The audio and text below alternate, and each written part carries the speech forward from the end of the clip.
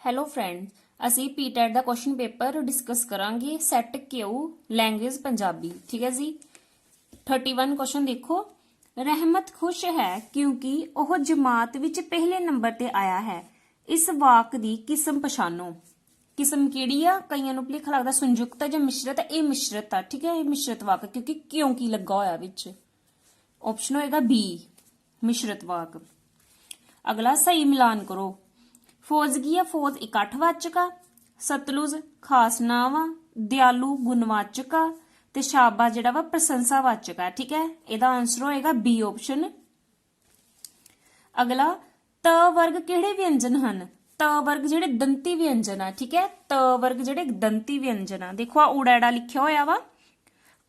ਜਿਹੜੀ ਲਾਈਨ ਕੱਕੇ ਤੋਂ ਸ਼ੁਰੂ ਹੁੰਦੀ ਹੈ ਉਹ ਕ ਵਰਗ, ਆ ਚ ਵਰਗ, ਆ ਟ, ਆ ਤਾ ਤੇ ਆ ਪਾ। ਠੀਕ ਹੈ, ਕ ਵਰਗ ਕੰਠੀ, ਤਾਲਵੀ, ਉਲਟ ਜੀਬੀ, ਦੰਤੀ ਤੇ ਹੋਟੀ। ਠੀਕ ਹੈ, ਤ ਵਰਗ ਵਾਲੇ ਜਿਹੜੇ ਦੰਤੀ ਚ ਆਉਂਦੇ ਨੇ। ਠੀਕ ਹੈ, ਇਹ ਹੋ ਗਿਆ ਦੰਤੀ ਵਰਗਾ।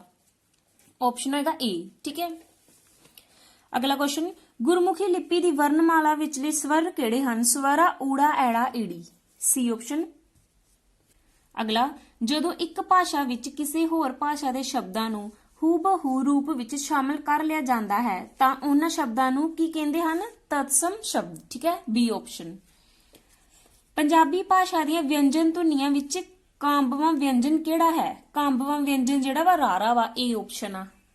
ਰਾੜਾ ਜਿਹੜਾ ਫਟਕਵਾਂ ਵਿਅੰਜਨ ਆ। ਠੀਕ ਹੈ ਜੀ। ਆ ਦੇਖੋ, ਅਸੀਂ ਦੇਖ ਸਕਦੇ ਹਾਂ ਪੰਜਾਬੀ ਵਿੱਚ ਰਾਰਾ ਵਿਅੰਜਨ ਨੂੰ ਕਾਂਬਵਾ ਵਿਅੰਜਨ ਕਿਹਾ ਜਾਂਦਾ ਹੈ। ਠੀਕ ਹੈ, ਰਾਰਾ ਜਿਹੜਾ ਵਾ ਕਾਂਬਵਾ ਵਿਅੰਜਨ ਆ। ਅਗਲਾ ਕੁਐਸਚਨ ਬੁੱਲਾਂ ਦੀ ਸਥਿਤੀ ਦੀ ਦ੍ਰਿਸ਼ਟੀ ਤੋਂ ਪੰਜਾਬੀ ਸਵਰਾਂ ਨੂੰ ਕਿੰਨੇ ਵਰਗਾਂ ਵਿੱਚ ਵੰਡਿਆ ਜਾਂਦਾ ਹੈ? ਪੰਜਾਬੀ ਸਵਰਾਂ ਨੂੰ ਜਿਹੜਾ ਵਾ ਦੋ ਵਰਗਾਂ ਵਿੱਚ ਵੰਡਿਆ ਜਾਂਦਾ ਵਾ। ਠੀਕ ਹੈ, ਦੋ ਵਰਗਾਂ 'ਚ ਕਿਹੜੀ ਕਿਹੜੀ ਹੈ? ਗੁਲਾਈਦਾਰ ਤੇ ਗੁਲਾਈ ਰਹਿਤ। ਠੀਕ ਹੈ, ਹੁਣ ਇੱਥੇ ਇਹਨਾਂ ਨੇ ਬੁੱਲਾਂ ਦੀ ਸਥਿਤੀ ਪੁੱਛੀ ਆ। ਫਿਰ ਇਹ ਆਉਣਗੇ ਦੋ ਤਰ੍ਹਾਂ ਦੇ, ਗੁਲਾਈਦਾਰ ਤੇ ਗੁਲਾਈ ਰਹਿਤ। ਜੇ ਜੀਭ ਦੀ ਸਥਿਤੀ ਹੁੰਦੀ ਤੇ ਫਿਰ ਹੁਣ ਇਹ ਤਿੰਨ ਤਰ੍ਹਾਂ ਦੀ। ਠੀਕ ਹੈ ਜੀ, ਅਗਲੇ ਸਵਰ, ਪਿਛਲੇ ਸਵਰ ਤੇ ਵਿਚਕਾਰਲੇ ਸਵਰ। ਆ ਦੇਖੋ, ਬੁੱਲਾਂ ਦੀ ਸਥਿਤੀ ਦੀ ਦ੍ਰਿਸ਼ਟੀ ਤੋਂ ਸਵਰਾਂ ਨੂੰ ਗੁਲਾਈਦਾਰ ਅਤੇ ਗੁਲਾਈ ਰਹਿਤ ਸਵਰਾਂ ਵਿੱਚ ਵੰਡਿਆ ਜਾਂਦਾ ਹੈ। ਠੀਕ ਹੈ, ਦੋ ਤਰ੍ਹਾਂ ਵੰਡਿਆ ਜਾਂਦਾ ਵਾ ਬੁੱਲਾਂ ਦੀ ਸਥਿਤੀ ਤੇ, ਗੁਲਾਈਦਾਰ ਤੇ ਗੁਲਾਈ ਰਹਿਤ। ਠੀਕ ਹੈ, ਜੇ ਆਪਾਂ ਜੀਭ ਦੀ ਸਥਿਤੀ ਤੇ ਕਹਿੰਨੇ ਆ ਤੇ ਦੇਖੋ ਫਿਰ ਜੀਭ ਦੀ ਸਥਿਤੀ ਦੇ ਆਧਾਰ ਤੇ ਸਵਰਾਂ ਨੂੰ ਤਿੰਨ ਵਰਗਾਂ ਵਿੱਚ ਵੰਡਿਆ ਜਾਂਦਾ ਵਾ। ਅਗਲੇਰੇ ਸਵਰ, ਪਿਛਲੇਰੇ ਸਵਰ ਤੇ ਵਿਚਕਾਰਲੇ ਸਵਰ। ਠੀਕ ਹੈ, ਇਹਦਾ ਆਨਸਰ ਡੀ ਹੋਏਗਾ। ਡੀ ਆਪਸ਼ਨ ਦੋ ਤਰ੍ਹਾਂ ਦੇ। ਠੀਕ ਹੈ, ਅਗਲਾ ਦੇਖੋ ਜੱਟ ਪਿਆਈ ਲੱਸੀ ਤੇ ਗਲ ਵਿੱਚ ਪਾ ਲਈ ਰੱਸੀ। ਇਸ ਅਖਾਣ ਦੀ ਵਰਤੋਂ ਕਿਹੜੇ ਸਮੇਂ ਕੀਤੀ ਜਾਂਦੀ ਹੈ? ਇਹਦਾ ਏ ਆਪਸ਼ਨ ਜਦੋਂ ਕੋਈ ਥੋੜੇ ਜਿਹੇ ਅਹਿਸਾਨ ਨੂੰ ਵਾਰ-ਵਾਰ ਜਤਾਈ ਜਾਵੇ। ਠੀਕ ਹੈ, ਹੇਠ ਲਿਖਿਆਂ ਵਿੱਚੋਂ ਕਿਹੜਾ ਸਤਿਕਾਰਵਾਚਕ ਵਿਸਮਿਕ ਨਹੀਂ ਹੈ ਨਾ? ਨਹੀਂ ਪੁੱਛਿਆ ਵਾ। ਆਓ ਜੀ, ਧੰਨ ਭਗਤ, ਜੀ ਆਇਆ, ਇਹ ਸਤਿਕਾਰਵਾਚਕ ਹੈ, ਪਰ ਭਲਾ ਹੋਵੇ ਇਹ ਸਤਿਕਾਰਵਾਚਕ ਵਿਸਮਿਕ ਨਹੀਂ ਆ। ਠੀਕ ਹੈ, ਇਹਦਾ ਆਨਸਰ ਹੋਏਗਾ ਸੀ ਆਪਸ਼ਨ। ਗਿਆਤ ਤੋਂ ਅਗਿਆਤ ਦੇ ਨਿਯਮਾਂ ਉੱਪਰ ਆਧਾਰਿਤ ਵਿਆਕਰਣ ਪੜਾਉਣ ਦੀ ਵਿਧੀ ਕਿਹੜੀ ਹੈ? ਉਹ ਆ ਆਗਮਨ ਵਿਧੀ। ਠੀਕ ਹੈ, ਅਗਿਆਤ ਤੋਂ ਅਗਿਆਤ ਵਿਧੀ ਕਿਹੜੀ ਆ? ਆਗਮਨ ਵਿਧੀ। ਅਗਲਾ ਕੁਐਸਚਨ ਭਾਸ਼ਾ ਸਿੱਖਿਆ ਦਾ ਸਭ ਤੋਂ ਪਹਿਲਾ ਪੜਾਅ ਕਿਹੜਾ ਹੈ? ਸਭ ਤੋਂ ਪਹਿਲਾ ਪੜਾਅ ਵਾ ਸੁਣਨਾ ਤੇ ਸਮਝਣਾ। ਦੇਖੋ LSRW, ਸੁਣਨਾ, ਬੋਲਣਾ, ਪੜ੍ਹਨਾ ਤੇ ਲਿਖਣਾ। ਲਿਖਣਾ ਸਭ ਤੋਂ ਐਂਡਲਾ ਵਾ, ਪਹਿਲੇ ਨੰਬਰ ਤੇ ਆਏਗਾ ਸੁਣਨਾ। ਠੀਕ ਹੈ, L ਹੋਏਗਾ ਬੀ ਆਪਸ਼ਨ ਸੁਣਨਾ। ਕਵਿਤਾ ਪਾਠ ਦੇ ਉਦੇਸ਼ਾਂ ਦੀ ਪੂਰਤੀ ਲਈ ਮਿਡਲ ਪੱਧਰ ਉੱਤੇ ਕਵਿਤਾ ਪੜਾਉਣ ਦੀ ਕਿਸ ਵਿਧੀ ਨੂੰ ਉੱਤਮ ਮੰਨਿਆ ਜਾਂਦਾ ਹੈ? ਸੀ ਆਪਸ਼ਨ ਵਿਆਖਿਆ ਵਿਧੀ। ਪੰਜਾਬੀ ਭਾਸ਼ਾ ਦੀ ਸਿੱਖਿਆ ਦੇ ਸਹਾਇਕ ਸਾਧਨਾਂ ਵਿੱਚੋਂ ਲਿੰਗੁਆਫੋਨ ਕਿਸ ਸਾਧਨ ਦਾ ਸੁਧਰਿਆ ਰੂਪ ਹੈ? ਗ੍ਰਾਮੋਫੋਨ ਦਾ। ਏ ਆਪਸ਼ਨ। ਅਧਿਆਪਨ ਇੱਕ ਗੁੰਝਲਦਾਰ ਪ੍ਰਕਿਰਿਆ ਹੈ। ਇਸ ਸੰਬੰਧ ਵਿੱਚ ਜੈਕਸਨ ਨੇ ਇਸ ਪ੍ਰਕਿਰਿਆ ਅਧੀਨ ਅਧਿਆਪਨ ਨੂੰ ਕਿੰਨੀਆਂ ਅਵਸਥਾਵਾਂ ਵਿੱਚ ਗੁਜ਼ਰਨ ਬਾਰੇ ਕਿਹਾ ਹੈ? ਜੇ ਇੱਥੇ ਰੋਮਨ ਜੈਕਬਸਨ ਹੁੰਦਾ ਉਹਦਾ ਆਨਸਰ ਫਿਰ 6 ਆਉਣਾ ਸੀ ਕਿਉਂਕਿ ਉਹਨਾਂ ਨੇ 6 ਭਾਗਾਂ ਵਿੱਚ ਵੰਡਿਆ ਹੋਇਆ ਵਾ। ਇਹ ਜੈਕਸਨ ਆ, ਇਸ ਲਈ ਇਹਦਾ ਆਨਸਰ ਹੋਏਗਾ ਏ, 3 ਭਾਗਾਂ 'ਚ।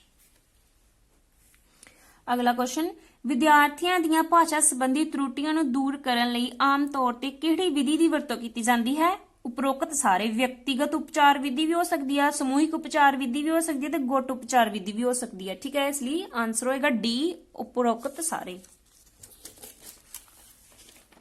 ਅੱਗੇ ਸਾਡੇ ਕੋਲ ਇੱਕ ਪੈਰਾ ਵਾ, ਇਹਨੂੰ ਪੜ੍ਹ ਕੇ ਆਪਾਂ ਇਹਦੇ ਵਿੱਚੋਂ ਉੱਤਰ ਲੱਭਣੇ ਸੀ। ਠੀਕ ਹੈ, ਪੈਰੇ ਦਾ ਢੁਕਵਾਂ ਸਿਰਲੇਖ ਕੀ ਹੈ? ਸਿਰਲੇਖ ਪੁੱਛਿਆ ਇਹਨਾਂ ਨੇ।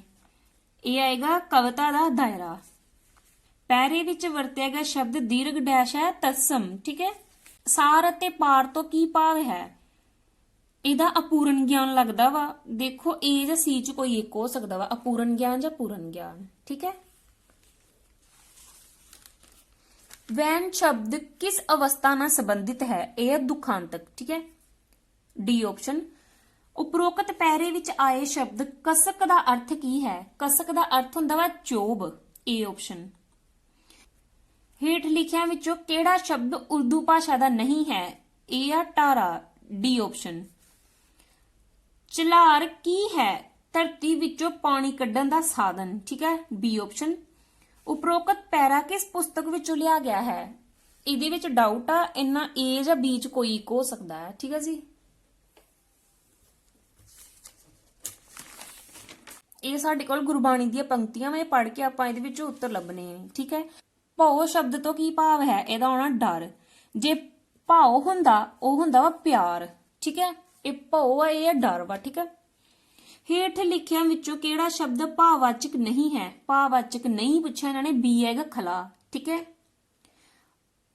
ਅਹਰਨ ਮਤ ਵੇਦ ਹਥਿਆਰ ਪੰਕਤੀ ਵਿੱਚ ਆਏ ਸ਼ਬਦ ਵੇਦ ਦਾ ਸਹੀ ਅਰਥ ਕੀ ਹੈ? ਇਹਦਾ ਅਰਥ ਹੋਣਾ ਵਾ ਗਿਆਨ। ਉਪਰੋਕਤ ਰਚਨਾ ਦਾ ਰਚਨਹਾਰਾ ਕੌਣ ਹੈ? ਸ਼੍ਰੀ ਗੁਰੂ ਨਾਨਕ ਦੇਵ ਜੀ, ਏ ਆਪਸ਼ਨ। ਉਪਰੋਕਤ ਰਚਨਾ ਸੰਬੰਧਿਤ ਬਾਣੀ ਦੀ ਕਿੰਨਵੀਂ ਪੌੜੀ ਹੈ? 38ਵੀਂ ਪੌੜੀ, ਠੀਕ ਹੈ। ਪੌੜੀ ਵਿੱਚ ਕਿਸ ਛੰਦ ਦੀ ਵਰਤੋਂ ਹੋਈ ਹੈ? ਚੁਪਈ ਛੰਦ ਦੀ। ਹਥਲੀ ਪੌੜੀ ਵਿੱਚ ਪਹਿਲੀ ਪੰਕਤੀ ਤੋਂ ਅੰਤਿਮ ਪੰਕਤੀ ਵੱਲ ਜਾਂਦਿਆਂ ਪੇਸ਼ ਹੋਏ ਸਦਾਚਾਰ ਦੇ 5 ਪੱਖਾਂ ਦਾ ਸਹੀ ਕਰਮ ਕੀ ਹੈ? ਸਹੀ ਕਰਮ ਦੱਸਣਾ ਇਹਦੇ ਵਿੱਚ ਦੇਖੋ, ਆ ਦੇਖੋ, ਧੀਰਜ, ਸੰਜਮ, ਭਉ ਡਰ, ਭਾਉ ਪਿਆਰ। ਇਹਦਾ ਫਸਟ ਚ ਆ ਗਿਆ ਸੰਜਮ, ਧੀਰਜ। ਇਹਦਾ ਆਨਸਰ ਹੋਏਗਾ ਏ ਆਪਸ਼ਨ। ਸੰਜਮ, ਗਿਆਨ, ਡਰ, ਪਿਆਰ ਤੇ ਕਰਮ, ਠੀਕ ਹੈ ਜੀ। ਇਹ ਸੀ ਸਾਡੇ ਪੰਜਾਬੀ ਦੀ ਆਨਸਰ ਕੀ। SST ਦੀ ਆਪਾਂ ਅਪਲੋਡ ਕਰ ਚੁੱਕੇ ਹਾਂ, ਤੁਸੀਂ ਉਹ ਵੀਡੀਓ ਦੇਖ ਸਕਦੇ ਹੋ।